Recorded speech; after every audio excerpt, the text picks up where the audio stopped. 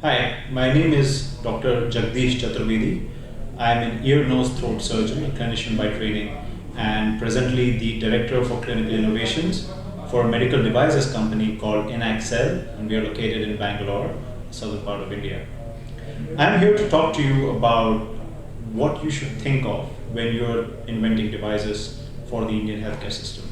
My personal experience has been in the development of more than 10 medical devices. I've had a few licenses to both large and small medtech companies, a couple of devices that are now commercially available in the Indian market, and there have been about 5 startups that have spun off from these technologies, and I'm currently working on a portfolio of ENT devices at Inaxcel. So really a lot of this is coming out of my experience both as a clinician as well as an innovator who's tried to invent medical devices in India. So I'm first going to give you an overview of what the Indian healthcare system is like. And that's important for you to understand before you start inventing for India. Indian market is a very price sensitive market when it comes to healthcare. When I say price sensitive, it means that the Indian market or the buyers, they basically treat healthcare as a consumer market. People pay out of pocket. So they literally do doctor shopping, they do treatment shopping, they bargain, they have choices and options on what they want to buy, what kind of care they want, what kind of surgeries they want to undergo, what kind of technology they want to use. And everything is thought from a consumer mindset. That's why it is very price sensitive. When you compare this with a Western market like in the US or in the Europe, they're price insensitive markets because everything is reimbursed by insurance companies. And there is no reason for medical device companies to be affordable because everything needs to be well reimbursed, top-notch, high-quality technologies that are going to be reimbursed by insurances. In India, you might find reports that 30 to 35% of the population is covered by insurances, which is true, but 90% of those insurances are government-based, very small micro-insurance schemes that do not really cover treatment or expensive surgeries. They cover consultations and maybe a few free medications. The comparative insurance market to the West is a very small market in India. It probably covers less than 5% of the Indian population. And that too, I'm being too very optimistic with that estimate. So it's safe to say that 95% of the patient population in India, out of the 1.3 billion population that we have, is going to buy medical technologies or healthcare out of pocket.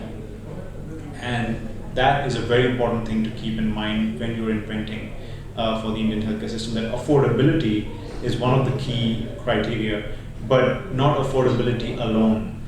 There has to be accessibility and there has to be a skill matching requirement, because in the Indian healthcare system, the infrastructure is quite diverse and it's not always up to the mark.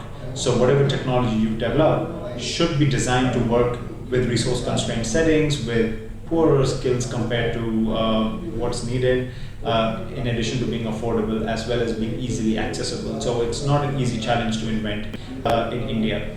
The other important thing I want to talk to you about is the different types of healthcare systems or the hospital care settings that are there in India. So there is a public healthcare system and there is a private healthcare system. The public healthcare system is a government-run healthcare system, which starts from primary healthcare centers that are located outside the cities in the rural parts of the country. The primary healthcare system is just a referral center where a patient who's in the vicinity of the primary healthcare center could come, get primary care for fever, for stomach pain, maybe some maternal and child health care, and then if they require higher care, they are referred to the next in line, which could be a community healthcare center, which is a slightly larger referral facility with may have 30 to 50 beds, might do basic surgeries and might have some inpatient facilities for both medicine and surgeries. And these patients can be given a little more higher level of care over here, but if they require even more higher level of care, then they are referred to what is known as a district hospital. Now, a district hospital is typically 600 plus bedded hospital that has basic surgical specialties, it has an operation theater, and it can deal with the majority of clinical conditions that come up there. And if not, they are referred to the highest care, which is the tertiary care center. These are larger hospitals, typically more than 1,000 bedded hospitals that are located in the cities, and they have to basically deal with all kinds of cases, and there's no other higher referral from the tertiary care center. The tertiary care center is probably the only place where you have super specialty access in the public healthcare system. When you move down to the private healthcare system, there are similar comparators. So there are smaller private nursing homes or clinics, independent clinics run by doctors that may be present in the rural parts of the country. And then there are smaller chains of corporate hospitals that are present in the semi-urban part or within the cities. And then you have the corporate hospitals and the private medical colleges. The private medical colleges are basically the private tertiary care centers. So here are some tips. Now, while I'm sure that you already have identified a challenge, you already have thought of a need, but some of the things to think about is, have you really understood the problem very well? And the problem is not only about the disease, the pathophysiology, the anatomy and physiology, but also how is that problem addressed in India today?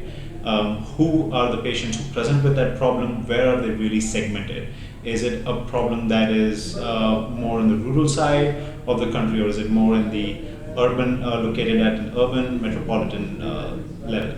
So it's very important for you to understand the problem and who's treating the patient, who's referring the patient, how are they being managed. So that's something that's very important to understand. The second thing is, what is the unmet need that you're identifying? Now that's a very important point, because unmet need analysis is very, very crucial. The need that you have identified, you have to be very, very, very clear about what is it that you want to change in the existing problem, in who, where, and why.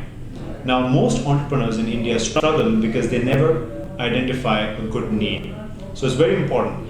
For example, if somebody is, if you want to make a better bottle because somebody has to drink water, then you're only going to focus on a need of making a better bottle. But if the need is really quenching thirst, then you're going to start thinking of solutions that are other than a better bottle. It could be a patch that delivers water, it could be some sort of a straw, it could be anything. It's very important that your need is focused on the problem and what needs to be done to that problem, and not so much on what you want to do as a solution. It's very, very important for you to have a clear need. How do you validate whether the need is good or not? The best way to validate if the need is good or not is by talking to a clinician, and not talking about the solution, but talk about the problem. If you talk to a clinician and if their response is very inquisitive and really questioning you that, why are you solving this? What is really the problem? Why do you think this is important? That's probably not a very clear or good need. But if you're going to share your need and the doctor is going to be nodding like this and saying, yes, this is a problem, I have faced it, a lot of people face it, and they jump straight at talking about solutions, that's probably a clear and well-defined need. And that's like a quick test that you could do, is go to a clinician. I imagine there are going to be 25% of the mentors are probably going to be clinicians in the hackathon. Before you start inventing your solution, might be a good idea to just talk to one of these clinicians and say, hey, I'm trying to solve this problem. What do you think of this problem? Do you face it a lot? And if they go, yes, we do face it a lot, it's a big problem, and they are in sync with what you're trying to say, that's probably a good need to solve. But if they're going to ask you a lot of questions, trying to clarify what is it that you want to address, then you may need to clarify what your need is. So that's a tip to keep in mind. When you're thinking of concepts, it's very important from an Indian standpoint to evaluate the concepts from all directions, right? It's very, very easy for us to start thinking of a solution and being locked to it. But before that, take a step back and think of all the possible concepts. Now, when you think of concepts or solutions, here's something that really gets taken up in the Indian market as a category of concepts or solutions is anything that is directed towards treatment, anything that is therapeutic, or anything that is critical care monitoring. they probably are very, very important and very well accepted in the Indian healthcare system. If your concepts or solutions are largely maybe diagnostic or home-based monitoring, India does not have a very mature ecosystem for that, because that requires a lot of awareness. Not everyone has a high-end phone, not everyone is skilled or equipped enough to use that, and at the same time not everyone has the awareness that a preventive to take preventive action to avoid a particular condition. So the penetration of such technologies is easier in the larger cities, but it's a small population. So if you're looking at concepts or needs or problems, you're better off focusing at solutions that do actual treatment, that are therapeutic, that cure, or they provide diagnostic and monitoring value at critical care settings. You probably may have a little longer struggle if your solutions are in the preventive landscape, monitoring landscape at a home setting, where your user and decision maker is a patient who is probably not well educated, probably not aware of many things, probably superstitious, probably easily malleable by a lot of things around. That kind of a market is a very volatile market in India. The therapeutic space is driven by doctors and hospitals. They're very strong in their stakeholders. So something to think about there. When coming to stakeholders, very, very important to understand who are the key stakeholders in the Indian healthcare system. The doctors are primarily the most influential stakeholders when it comes to Indian healthcare adoption of technologies and devices. Because if the doctor is the user, then the doctor is the person who's going to drive the uptake of the technology, it's going to drive the marketing, promotion, and usage of the technology, and it's going to be directly interfacing with the patient. You may probably want to stick to something like that, where your device or technology is driven by doctors.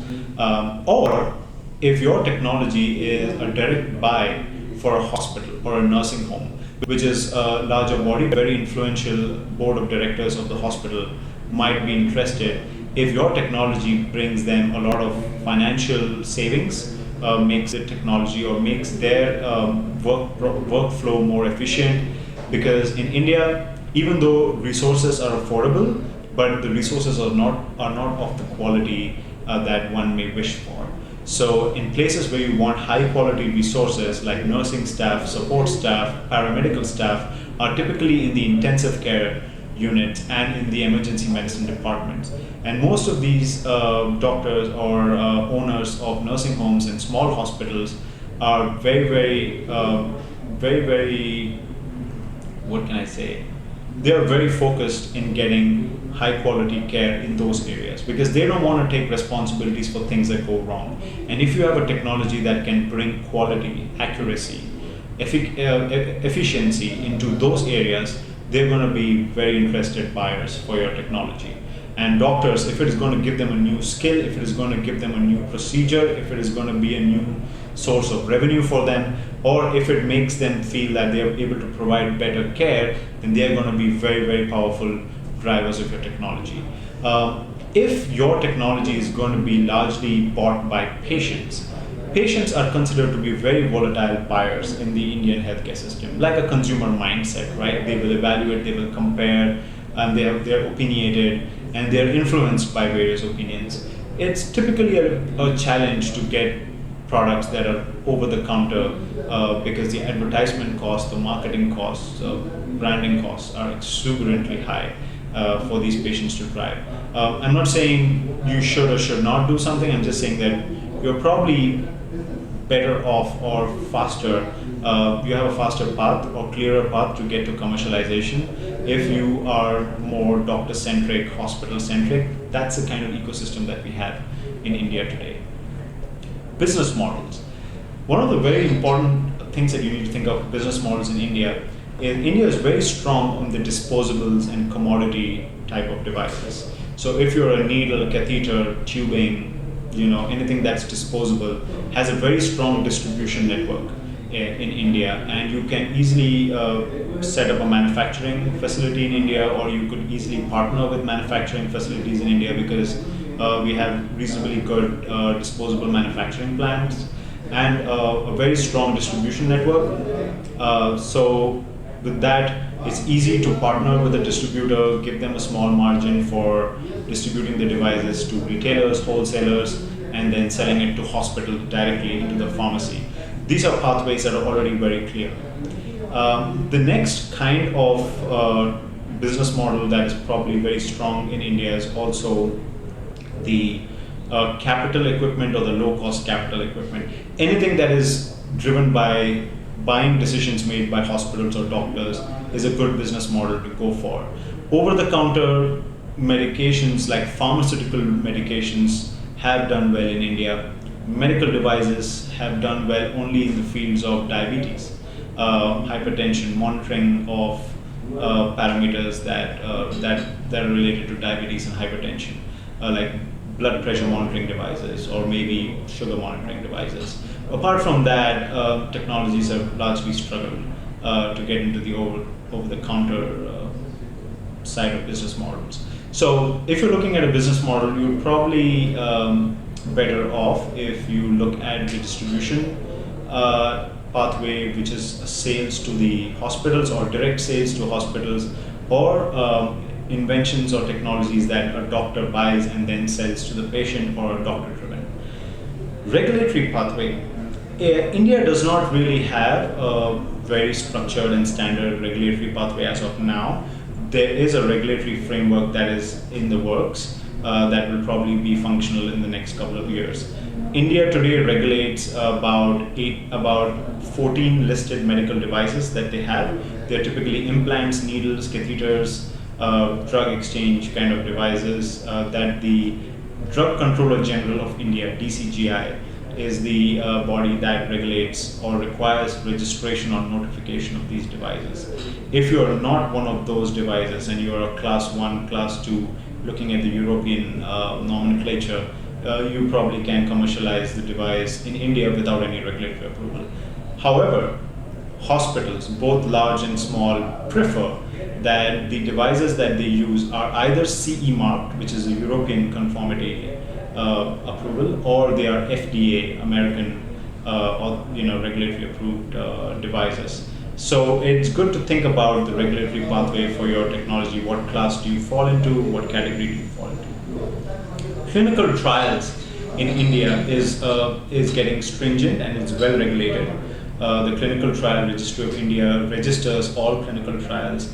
Any study that needs to be done on humans needs to be ethically approved by a scientific review board and an ethical review board that is either institutional or independent. And these bodies need to approve your studies, design of your studies, and needs to be monitored and registered by the Clinical Trial Registry of India, which makes things a little more slower, but it is for the good of patients that these rules are in place. And so you can typically think of a time frame of 9 months to a year for clinical trials of a class 2 device, class 2A or class 2B device, which is kind of the moderately complex technologies that do intervene with the body, but are not implants or do not stay within the body for more than 48 hours. So that's kind of the overview. I think the key tips that I can give you before ending this session is make sure that you have a team and that your team is multidisciplinary. You have a designer, you have a clinician on board as an advisor or in some sort, a clinician who has experience in working in the Indian healthcare system, understands the ground realities, the infrastructure, the skill requirement, the resources, and the know-how how to work in the Indian healthcare system. I think that's very, very important to have a team that is cross-disciplinary with both clinicians, designers, and engineers in your team.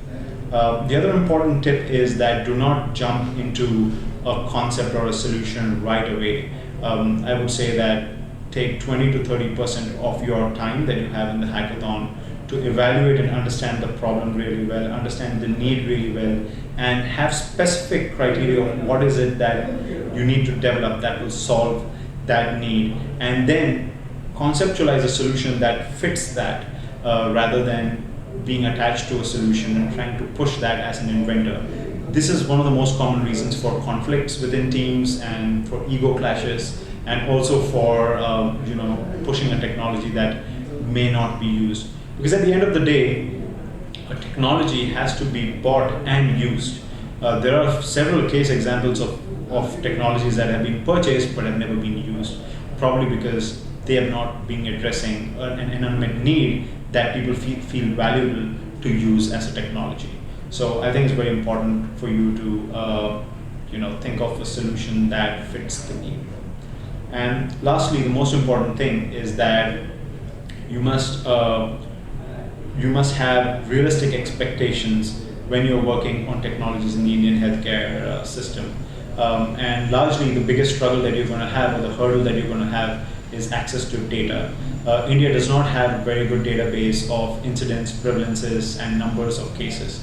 And that's kind of going to be make it very difficult for you to assume, with calculated guesses, what is the magnitude of the problem you're trying to solve.